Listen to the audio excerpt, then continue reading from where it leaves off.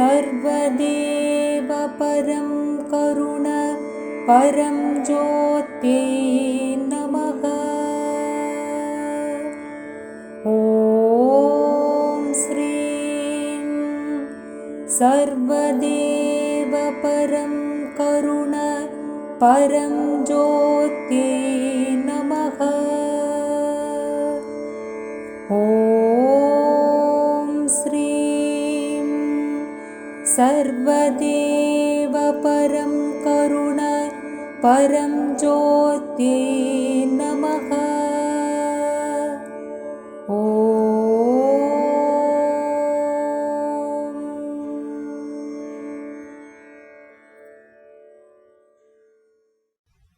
नमस्ते अम्मा भगवान शरणम। श्री परम ज्योति एकत्व सत्संग मुक्ति मोक्ष वरदान कार्यक्रम रे एकत्वन तरफरु आपण समस्त को स्वागत जनाउछु। चलंतु प्रथमे आपण निजको संपूर्ण रूप रे रिलैक्स करिवार अछि। निज श्वास को धीरे नेबे आ धीरे छाड़िबे।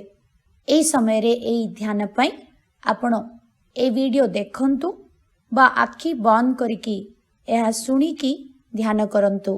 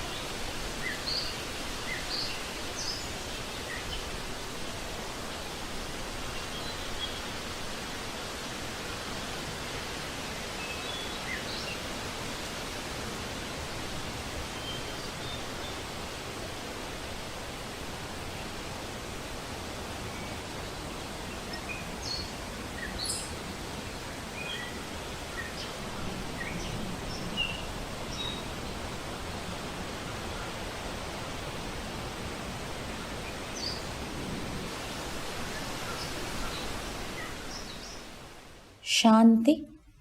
श्री अम्मा भगवान आम मानू आज पर्यंत जीवन मुक्ति कौन, जीवन मुक्ति पाइले जीवन केमिति रहिबो, जीवन मुक्ति न पाइले जीवन केमिति रहिबो, एई सबु कथा विषय रे अनेक प्रकार ज्ञान आम मानू देई चलचंती मुक्ति मोक्ष वरदान कार्यक्रम रे।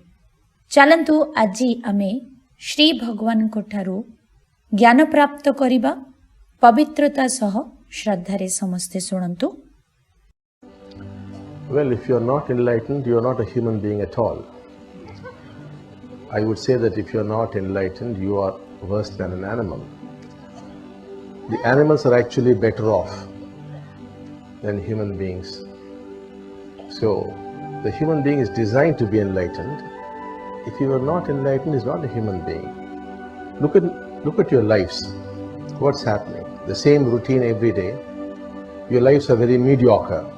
You go to school, do your academics, go to college, maybe take some exams, then get some positions or do business, make money, get married, have children. The same routine repeats. The same 10 to 5 day, whatever that is. The same newspapers, televisions, some excitement, some success, some failure, all things. And then you die like a worm. In fact, your body is eaten by worms. You become a worm actually.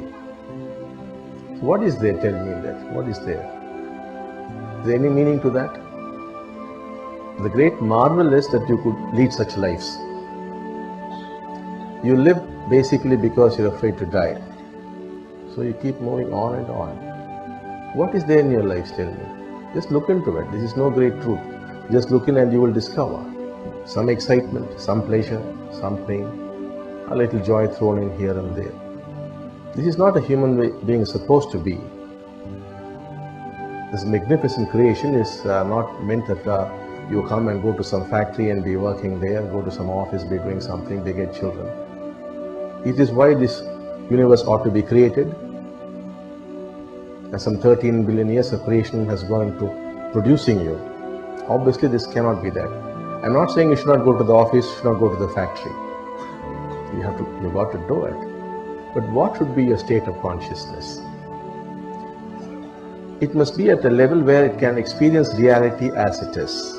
When you experience reality as it is, then you are a human. Then you will know what joy it is to live, what joy it is to walk, to breathe, what joy it is merely to exist. When that happens, there's complete happiness, a causeless joy, total happiness. When that is there, how could you harm the world or anybody around you? Anybody who's happy cannot harm another. It's only unhappy human beings who could harm others. That's why we have created a very miserable world. Over the centuries, we have only been causing pain to ourselves. Wars, poverty, conflict, what not? What kind of tyranny? What's all this? It's because you're basically unhappy and you're not enlightened. If you're enlightened, then you're just happy, that's all, because consciousness, its very nature is to be in bliss. That's what we're supposed to be. We are not that. So this question, why should we become enlightened, is totally meaningless. I only marvel that somehow you manage to manage your suffering and continue to exist, your mediocre existence. That's why this work is there, to give you that enlightenment. Shri ଭଗବାନ ଆମମାନଙ୍କୁ ଜଣାଉଛନ୍ତି, ଯଦି ଜଣେ ମୁକ୍ତି ନ ପାଇଥିବା ଅବସ୍ଥାରେ ବଞ୍ଚିବେ ତାହେଲେ ସେ ମଣିଷ ହିଁ ନୁହନ୍ତି। ମୁକ୍ତି ନ ପାଇଥିବା ଅବସ୍ଥାରେ ମଣିଷ ଜନ୍ତୁରୁ ବି ତଳକୁ ଖସିଯାଆନ୍ତି। ଜନ୍ତୁମାନେ ବି ମନୁଷ୍ୟରୁ ବହୁତ ଭଲ ଅବସ୍ଥାରେ ଅଛନ୍ତି। ମନୁଷ୍ୟମାନଙ୍କୁ ଏଭଳି ଭାବେ ସୃଷ୍ଟି କରାହେଇଛି, ରଚନା କରାହେଇଛି କି ସେ ମୁକ୍ତି ସ୍ଥିତିରେ ବଞ୍ଚିପାରିବେ। ଯଦି ଜଣେ ମୁକ୍ତି ସ୍ଥିତି ପାଇନାହାନ୍ତି, ମୁକ୍ତ ହେଇନାହାନ୍ତି, ତାହେଲେ ସେ ମନୁଷ୍ୟ ହେଇପାରିବେ ନାହିଁ। ଆଜି ଆପଣମାନଙ୍କ ଜୀବନକୁ ଦେଖନ୍ତୁ, କ'ଣ ଚାଲିଛି ଆପଣଙ୍କ ଜୀବନ ସହିତ।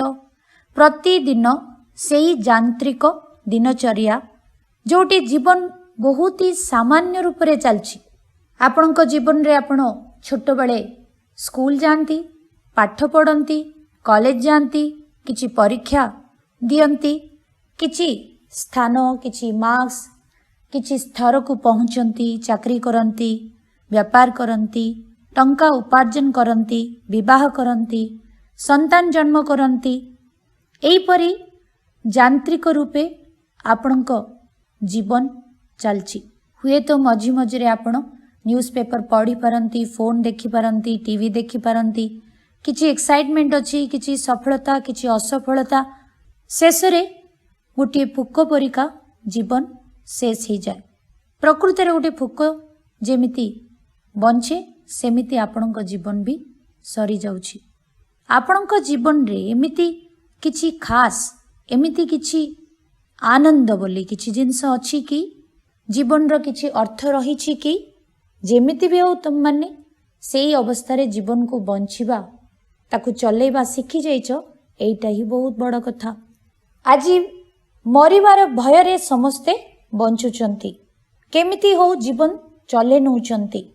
କିନ୍ତୁ ଜୀବନରେ ପ୍ରକୃତରେ ଆପଣ ଧ୍ୟାନ ଦେଇ ଦେଖିବେ, ଜୀବନକୁ ବଞ୍ଚିବା କ'ଣ ଏଇପରି ହୁଏ କି?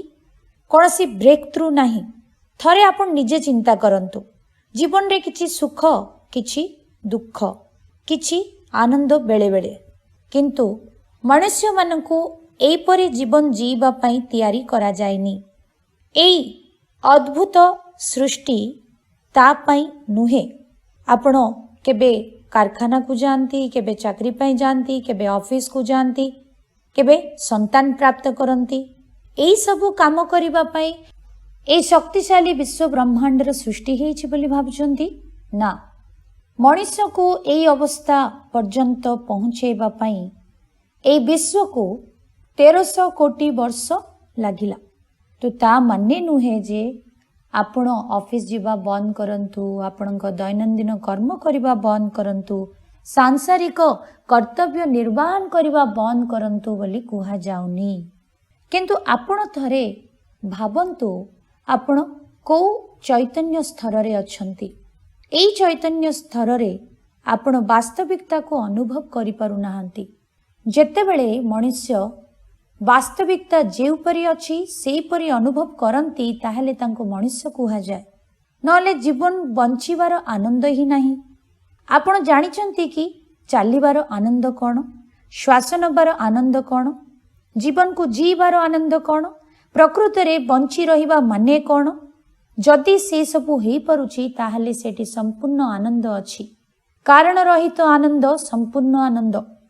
ଯେତେବେଳେ ଏଇ ସ୍ଥିତିରେ ଆପଣ ରୁହନ୍ତି, ଆପଣ କାହାର କ୍ଷତି କରିପାରିବେ ନାହିଁ, ନା ଏ ସମାଜରେ ଆପଣ କିଛି କ୍ଷତି କରିପାରିବେ। ଯେଉଁମାନେ ଖୁସି ନାହାନ୍ତି, ଯେଉଁମାନେ ଅସନ୍ତୁଷ୍ଟ, ସେଇମାନେ ମାତ୍ର ଅନ୍ୟଙ୍କୁ ଅସନ୍ତୁଷ୍ଟ କରିପାରିବେ ବା କ୍ଷତି ପହଞ୍ଚାଇ ପାରିବେ। ଅସନ୍ତୁଷ୍ଟ ଲୋକ ହିଁ ଅନ୍ୟଙ୍କୁ କଷ୍ଟ ଦିଅନ୍ତି, ଦୁଃଖ ଦିଅନ୍ତି। ସେଇଥିପାଇଁ ଆଜି ଆମେ ଏମିତିଆ ଗୋଟିଏ ଦୁନିଆରେ ବଞ୍ଚୁଛୁ, ଏମିତିଆ ଗୋଟିଏ ସମାଜ ଆମ ଚାରିଆଡ଼େ ଦେଖୁଛୁ। ଶତାବ୍ଦ ଶତାବ୍ଦ ଧରି ମାନବ ଏଇପରି ଅନ୍ୟମାନଙ୍କୁ କଷ୍ଟ ଦେଇ ଚାଲିଛି, ଦୁଃଖ ଦେଇ ଚାଲିଛି। ଯୁଦ୍ଧ, ଗରିବୀ, ସଂଘର୍ଷ କ'ଣ ହଉନି ଏଇ ମାନବ ଜାତିରେ? କେମିତିଆ ଗୋଟେ ଦୁର୍ଦ୍ଦଶା ମଣିଷର ଆଜି। ମଣିଷ ଏପରି ରହିବା ପାଇଁ ନାହିଁ। ଆଜି ଏହି ଅବସ୍ଥା କେବଳ ମୁକ୍ତି ନ ପାଇଥିବା ଜୀବନ, ତେଣୁ ସମସ୍ତେ ଏମିତି ଅଛନ୍ତି। କାରଣ ମଣିଷର ଚୈତନ୍ୟର ତତ୍ତ୍ୱ ଏହା ନୁହେଁ। ମଣିଷର ପ୍ରକୃତ ତତ୍ତ୍ୱ ହେଉଛି ସଚ୍ଚିଦାନନ୍ଦ। ସେ ଆନନ୍ଦ ସ୍ଥିତିରେ ଜୀବନ ଜୀଇ ପାରିବ, ସେଭଳି ତାଙ୍କ ତିଆରି ହେଇଛି। ଯେଉଁମାନେ ମୁକ୍ତି ପାଇପାରୁନାହାନ୍ତି, ତାଙ୍କ ଜୀବନ ପ୍ରକୃତରେ ଅର୍ଥହୀନ। ଆଜି କେମିତି କ'ଣ କରିକି ଏଇ ଦୁଃଖ ସୁଖରେ ଆପଣଙ୍କର ଏଇ ଜୀବନକୁ ଆପଣ ଚଲେଇ ନେଉଛନ୍ତି, ଠିକ୍ ଅଛି, କିନ୍ତୁ ଏକତ୍ୱ ଆପଣମାନଙ୍କୁ ଏଇ ମୁକ୍ତି ସ୍ଥିତି ପହଞ୍ଚାଇବାକୁ ଚାହୁଁଛି। ସେଇ ଉଦ୍ଦେଶ୍ୟ ଆଉ ସେଇ ଲକ୍ଷ୍ୟରେ ଏକତ୍ୱ କାର୍ଯ୍ୟ କରୁଛି। ଅନେକ ଥର ଯେତେବେଳେ ଦୁନିଆରେ ବା ଆମ ଚାରିଆଡ଼େ ସମାଜରେ କିଛି ଠିକ୍ ହେଉନଥିବ, ଆପଣମାନେ ନିଶ୍ଚିତ ଭାବେ ଭାବୁଥିବେ କେବେ ଏସବୁ ଠିକ୍ ହେବ? କେବେ ଆପଣ ଦେଖିଲେ ବା ଜାଣିପାରିଲେ କି ହସ୍ପିଟାଲରେ କାହାର ଟ୍ରିଟମେଣ୍ଟ ଭଲସେ ହେଇନି, କାହାକୁ ଦରକାର ପଡ଼ିଥିବା ସମୟରେ ବହୁତ ସମୟ ଅପେକ୍ଷାରେ ରଖିଦେଲେ, ସେଥିପାଇଁ ବୋଧେ କାହାର ବହୁତ ବିରାଟ ବଡ଼ ଅଘଟଣା ଘଟିଯାଇଛି, ବା ତାଙ୍କ ଚିକିତ୍ସା ପାଇଁ ଟଙ୍କା ନଥିଲା। ବେମାର ହେବାଠୁ ବି ବଡ଼ କଥା, ଆଜି ତା ପାଇଁ ଚିକିତ୍ସା ଖର୍ଚ୍ଚ ଲୋକମାନଙ୍କୁ ବହୁତ କଷ୍ଟ ଦେଉଛି। ଚାରିଆଡ଼େ ବହୁତ ଜୋର ଜବରଦସ୍ତି ପ୍ରତି କଥାରେ ଲୋକ ଲୋକଙ୍କ ପ୍ରତି ଦିନକୁ ଦିନେ କଠୋର ହେଇଯାଉଛନ୍ତି। କେହି କାହାକୁ କୋଅପରେଟ୍ କରିବାକୁ ଚାହୁଁନାହାନ୍ତି। କେବେ ଏସବୁ ବଦଳିବ? ଏମିତି କେବେ ସମୟ ଆସିବ, ଏମିତି ଗୋଟେ ଦିନ ଆସିବ ଯେଉଁଠି ଦୁନିଆ ବଦଳିଯିବ? କେତେ ଭଲ ହୁଅନ୍ତା ଯଦି ଆମେ ଆହୁରି ସୁନ୍ଦର ଦୁନିଆ ଗଢ଼ିପାରିବା। ଶ୍ରୀ ଭଗବାନ କୁହନ୍ତି, ବ୍ୟକ୍ତିଗତ ପରିବର୍ତ୍ତନ ଦ୍ୱାରା ବିଶ୍ୱର ପରିବର୍ତ୍ତନ ହୋଇପାରିବ। Individual transformation leads to global transformation. ଦୁନିଆ ମାନେ ଦୁନିଆରେ ଥିବା ଲୋକ। ଯଦି ପ୍ରତ୍ୟେକ ବ୍ୟକ୍ତି ଆନନ୍ଦ ସ୍ଥିତିରେ ରହିବେ ତାହେଲେ ଆମେ ସମସ୍ତେ ମିଶିକି ଆନନ୍ଦର ଦୁନିଆ ସମାଜକୁ ନିର୍ମାଣ କରିପାରିବା। ଖୁସିରେ ଥିବା ଲୋକ ହିଁ ଅନ୍ୟଙ୍କୁ ଖୁସି ଦେଇପାରିବେ, ସେମିତିଆ କର୍ମ ସେ କରିପାରିବେ। କିନ୍ତୁ ଆଜି ମୁକ୍ତି ନ ପାଇଥିବା ଅବସ୍ଥାରେ ଥିବା ଲୋକମାନଙ୍କ ଜୀବନ କ'ଣ? ସେମାନେ ସେଇ ସୁଖ ଦୁଃଖ ଜୀବନରେ ପଶିକି ଅଛନ୍ତି। ଯେତେବେଳେ ଆପଣଙ୍କ ଅନୁଯାୟୀ ସବୁକିଛି ହୁଏ ତାହେଲେ ଆପଣ ଖୁସି ହେଇପାରନ୍ତି। ଯେତେବେଳେ ଆପଣଙ୍କ ବିରୁଦ୍ଧରେ ହୁଏ ଆପଣ ଅସନ୍ତୁଷ୍ଟ ହେଇଯାଆନ୍ତି। କିନ୍ତୁ ଜଣେ ମୁକ୍ତି ପାଇଥିବା ବ୍ୟକ୍ତିଙ୍କୁ ସବୁ କଥାରେ ସେ କାରଣ ରହିତ ସ୍ନେହ ଅସୀମ ଆନନ୍ଦକୁ ଅନୁଭବ କରନ୍ତି। ସେ ଚାହୁଁଥିବା ଯେମିତି ସବୁ ହେଲେ ବି ନ ହେଲେ ବି ସେ ସେଇ ଆନନ୍ଦ ସ୍ନେହକୁ ଅନୁଭବ କରନ୍ତି।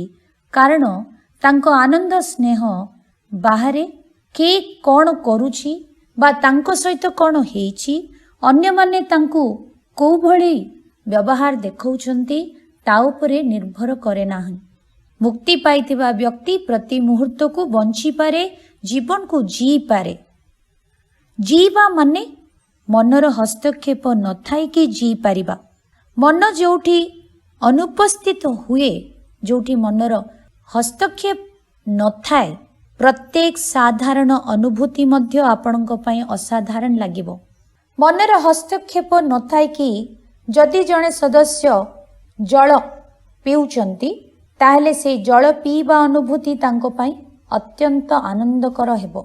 ଭାବନ୍ତୁ ଆପଣ ବିନା ମନର ହସ୍ତକ୍ଷେପ, ବିନା ମନର ବ୍ୟାଖ୍ୟା ଦେଇ କଦଳୀ ଖାଉଛନ୍ତି, ତାହେଲେ ଆପଣଙ୍କୁ ସେଇ କଦଳୀ ଖାଇବା ହିଁ ଆନନ୍ଦପୂର୍ଣ୍ଣ ଅନୁଭୂତି ହେଇପାରିବ। ଆପଣ ଗୋଟିଏ ମୁଭି ଦେଖୁଛନ୍ତି, ମନର ହସ୍ତକ୍ଷେପ ନଥାଇକି ବାର ବାର ମନ ଏଇଠି ସେଇଠି ଅନେକ କଥା ଗପେ ନା। ଯଦି ସେଇ ସବୁ କଟି ଯାଉଛି, ସମ୍ପୂର୍ଣ୍ଣ ବର୍ତ୍ତମାନରେ ରହିକି ଆପଣ ଯଦି ସଙ୍ଗୀତ ଶୁଣୁଛନ୍ତି ବା ମୁଭି ଦେଖୁଛନ୍ତି ତାହେଲେ ସେଇ ଅନୁଭୂତି ଆପଣଙ୍କ ପାଇଁ ବହୁତ ହି ଆନନ୍ଦ ଦେଇପାରିବ। ଯଦି ଆପଣ ମର୍ଣ୍ଣିଂ ୱାକ୍କୁ ଯାଉଛନ୍ତି, ସେଇ ମୁହୂର୍ତ୍ତରେ ଆପଣଙ୍କୁ ସେଇ ଥଣ୍ଡା ପବନ, ସେଇ ଫୁଲର ସୁଗନ୍ଧ ବା ମାଟି ଆପଣଙ୍କ ପାଦ ତଳେ ଯେଉଁପରି ଲାଗୁଛି ଯେଉଁଠି, ସେଇ ସବୁ ଆପଣଙ୍କ ପାଇଁ ବହୁତ ଆନନ୍ଦ ଦେବ। ସେଇଥିପାଇଁ ଆମେ କହୁଛୁ କାରଣ ନଥାଇକି ଆନନ୍ଦ ମୁକ୍ତି ପାଇଥିବା ବ୍ୟକ୍ତିଙ୍କ ପାଇଁ ସମ୍ଭବ।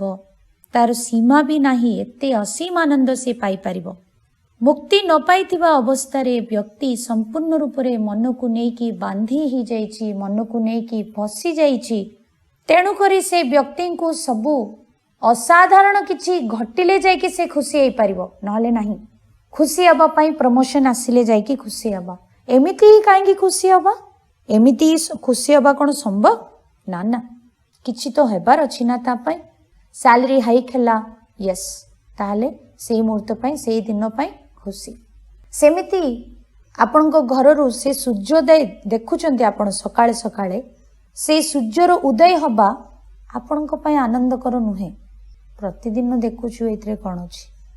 ଆମେ ସମସ୍ତେ ଅଭ୍ୟସ୍ତ ହେଇଯାଇଛୁ କାରଣ ସହିତ ଆନନ୍ଦ ପାଇବା ପାଇଁ। ବିନା କାରଣରେ ଆନନ୍ଦ ପାଇବା ମାନେ କ'ଣ, ତାର ଅର୍ଥ ବି ଆମକୁ ବୁଝି ହେଉନି। ଆପଣଙ୍କ କ୍ୟାରିୟର ଭଲ ଚାଲିଛି ତଥାପି ଆପଣ ଖୁସି ନାହାନ୍ତି। ଆପଣ ଚାହୁଁଛନ୍ତି କି ଆପଣଙ୍କ ବସ୍ ଆପଣଙ୍କୁ ଆପ୍ରିସିଏଟ୍ କଲେ ଆପଣ ଖୁସି ହୁଅନ୍ତେ। ଆପଣ ପ୍ରତିଦିନ ବଗିଚାରେ କାମ କରନ୍ତି ଆପଣଙ୍କୁ ଭଲ ଲାଗେ ବୋଲି, ତଥାପି ଆପଣଙ୍କୁ ଖୁସି ହେଉନି। ଆପଣ ଚାହୁଁଛନ୍ତି କି ଆପଣଙ୍କ ସ୍ୱାମୀ ଆପଣଙ୍କୁ କହୁ, ତମେ କେତେ ବଢ଼ିଆ କାମ କରୁଛ। ମନକୁ ନେଇକି ଜୀବନକୁ ବଞ୍ଚିବା ସକାଶେ ଆପଣଙ୍କ ଦୈନନ୍ଦିନ ଦିନଚର୍ଯ୍ୟା ଯାହା ବି ଆପଣ କରନ୍ତି, କେମିତି କରୁଛନ୍ତି? କେତେ ଯାନ୍ତ୍ରିକ ରୂପରେ କରୁଛନ୍ତି। ଜଣେ ଜଣେ ଗୋଟେ ମୃତ ଯନ୍ତ୍ର ପରିକା ହେଇଯାଇଛନ୍ତି, ଡେଡ୍ ମେସିନ୍ସ। ମନକୁ ନେଇକି ଜୀବନ ପ୍ରକୃତରେ କିଛି ବି ନାହିଁ। ଆମେ କେବଳ ବଞ୍ଚିଛୁ, ଜିଇ ପାରୁନାହୁଁ। ଆଜି ଆପଣଙ୍କ ଅନ୍ତର୍ଜଗତରେ ଏ କଥା ପ୍ରତି ସଚେତନ ହେବାର ଅଛି। सचेतन हेबा छड़ा आउ किछि आम हाथ रे नाही। मुक्ति एमितिया गोटे जिनिस नाही जे आमे सब प्रयत्न रे पहुंची जिबा निज प्रचेष्टा रे हासिल करिदेबा बा आमको के एहा देई परिबे। मुक्ति मुक्ति प्रदाता श्री परम ज्योति तांकरी दिव्य आशीर्वाद प्रदान कले जाइकी आम मानक पई संभव हेई पारिबो। आखि बंद करिकी वर्तमान केमिति आपण जीवन को जी पारु नाहंती, प्रति मुहूर्त रे मन हस्तक्षेप जोगु जीवन को जीवा कौन आमे जानी नाहु। बिना कारण रे आनंद आमको आसे नाही। एई अवस्था रे मु अछि बोली चिन्हंतु जानंतु। आखि बंद करिवे।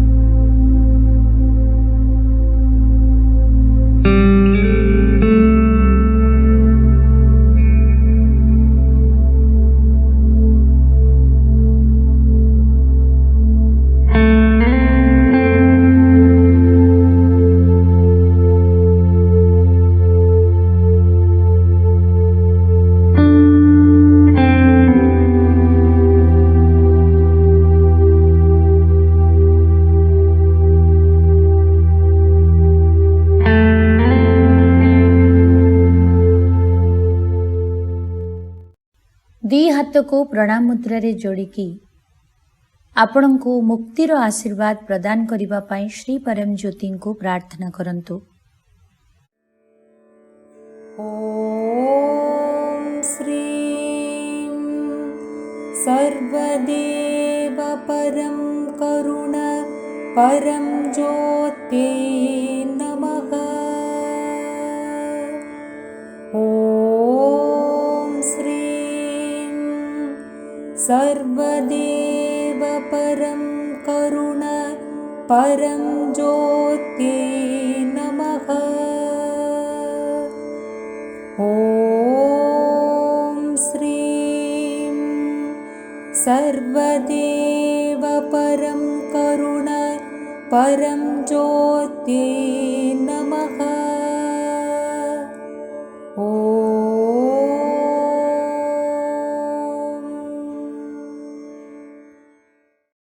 वर्तमान समस्ते नृत्य ध्यान करिवे। आपणक भितरे भावना गुड़िक परिवर्तन हेले आपण खुशी स्थिति रे जाई परिवे। ताहा आपणक चैतन्य स्तर उपरे प्रभाव पकेइबो। तेणु आपण समस्ते जेमिति आपणको कुहा जाउछि सेई भाबे करिबा पय अनुरोध। निज स्थान रे ठिया हुंतु, एठी ए वीडियो देखंतु, सेमिति आपणको भी नाचिबार अछि। जेतिकी हेई परिबो सेतिकी करंतु।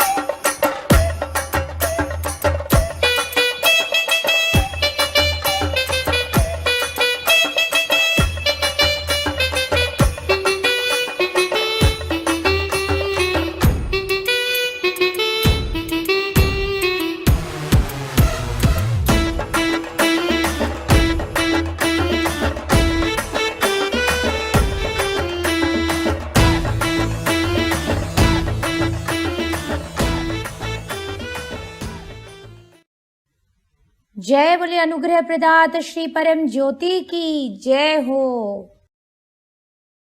काली राति 7:30 समय रे ऐश्वर्य वरदान कार्यक्रम रे भाग नियंतु। आपण समस्तଙ୍କ सुविधा पाई एही कार्यक्रम रो लिंक 24 घंटा यूट्यूब रे रखा होउची। निश्चित भावे आपण निज सांग साथी बंधु बांधव को शेयर करंतु, से मन को एही ज्ञान द्वारा सहाय्य करंतु।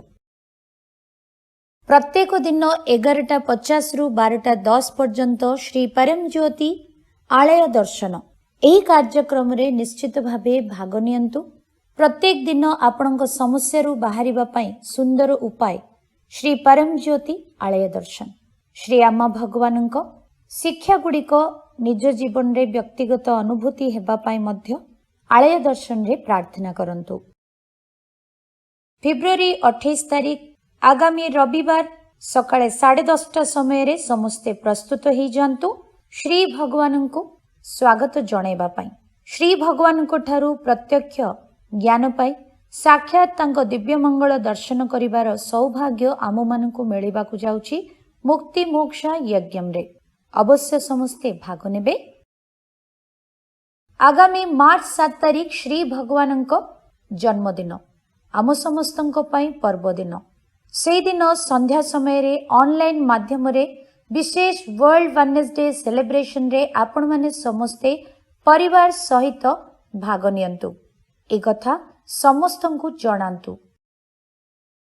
मार्च 21 तारीख ऑनलाइन माध्यम रे सत्यलोक रे अनुष्ठित हेबाकु जाउची नवग्रह यज्ञ। एही यज्ञ रे समस्ते भाग नै परिबे। एप्रिल 24 तारीख रु 30 तारीख पर्यंत हेबाकु जाउची एकम मुक्ति उत्सव। समस्ते एही कार्यक्रम रे भाग नै ए दिव्य आशीर्वाद को लाभ करंतु। प्रत्येक रविवार 9:40 रे संस्कार टीवी चैनल रे एकम कार्यक्रम को देखंतु। आपणक दान अन्य किछि मानसिक देबाकु चाहिले ए लिंक रे पठै परिबे।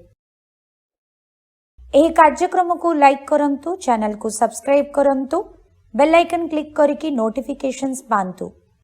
समस्तंको नमस्कार। अम्मा भगवान शरणम।